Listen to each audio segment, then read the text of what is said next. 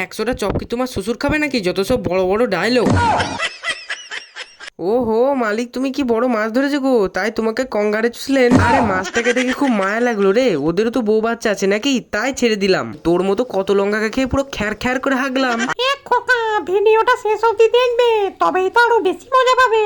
আরে দাদা চপ নিয়ে যাও, চপ গরম গরম চপ। মদনার চায়ের দোকানে মালিক চপ ভাজে বৃষ্টির দিনে, খেতে গিয়ে করলাম ভুল, বলো মালিকের চপে চুল চপে চুল। উল্টো পাল্টা বকলে না তোকে এই বেসমে ডুবে তেলে ছেড়ে দেবো, তাহলে পুরো মোবাইলে পকোড়া হয়ে যাবি। তা তুমি কোথা থেকে চপ ভাজা শিখলে মালিক? ইউটিউব থেকে রে।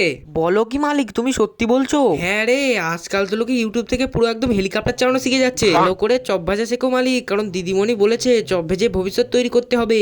হ্যাঁ রে, আজকাল তো চপ দোকানে প্রচুর লাভ, 100টা চপ ভাজলে পুরো একদম 500 টাকা ইনকাম হয়ে যায়। 100টা চপ কি তোমার শ্বশুর খাবে নাকি? যত সব বড় বড় ডায়লগ। মালিক ওইসব চপ মাবার ভাজতে হবে না, এক কাজ করো ডিম সিদ্ধ বানাও, দেখবে ডিম সিদ্ধ খাবে গায়ে শক্তি হয়ে যাবে, একদম ফুল মজা পেয়ে যাবে। হ্যাঁ কথাটা তো খারাপ বলেনিস, ডিম খেলে বডিও বাড়বে। চ তাহলে ডিম সিদ্ধ বানাই।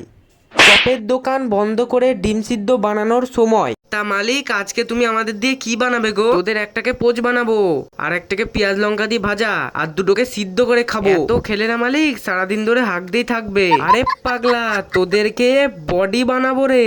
ওইদিকে আমাদের জন্ম দিতে দিতে আমার মায়ের বডি কমে যাচ্ছে, আর উনি নাকি আমাদেরকে বডি বানাবে। আচ্ছা তোরা আর বেশি কাঁদিস না তো। আমরা কাঁদছি না, একদিন তুমি কাঁদবে, যেদিন তুমি আমাদেরকে পাপ করে নরকে যাবে। তোরা অনেক বকে নিয়েছিস, এবার আমাকে লঙ্কাটা কাটতে দে। মালিক আমাকে একটু কম করে ডিমে দেবে, না হলে কাল সকালে না তোমার পেছন থেকে পুরো আগুন বেরোবে।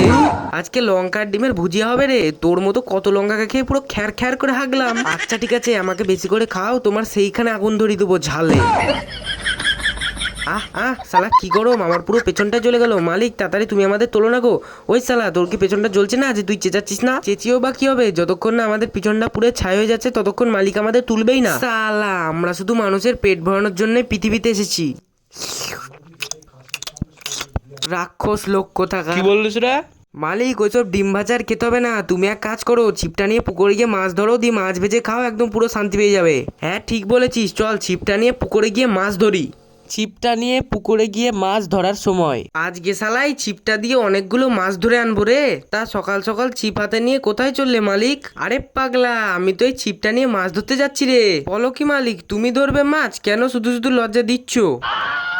আচ্ছা ঠিক আছে, তুই দেখতে থাক, আজকে আমি কতগুলো মাছ ধরে আনি। কই কই ধরে আনো দেখি। এইখানটায় বসে ফেলি। মালিক আমাকে ওই কোনাটায় ফেলো তো, বেটাদের এক এক করে ধরে আনবো। ফেলছি রে, তার আগে আমাকে টোপটা তো লাগাতে দে। ভাই আজকে মালিক কাকে বলি দেবে রে? জানি না রে ভাই, মনে হয় আমাকে আগে টোপ লাগাবে। ওই তোরা কি বকবক করছিস রে, চল আগে। শালা কি কিপটে লোক রে, এত ছোট টোপ লাগিয়েছে যে মাছও দেখতে পাবে না। কিছুক্ষণ পর। আরে মাছ ঠুকরাচ্ছে গো, খিচ মারো মালিক। হাই দেখো দেখো কেমন ঘুমোচ্ছে দেখো। আরে মালিক মাছ ঠুকরাচ্ছে, তাড়াতাড়ি খিচ মারো না গো। হ্যাঁ কই কই কই কই, এই খিচমারি।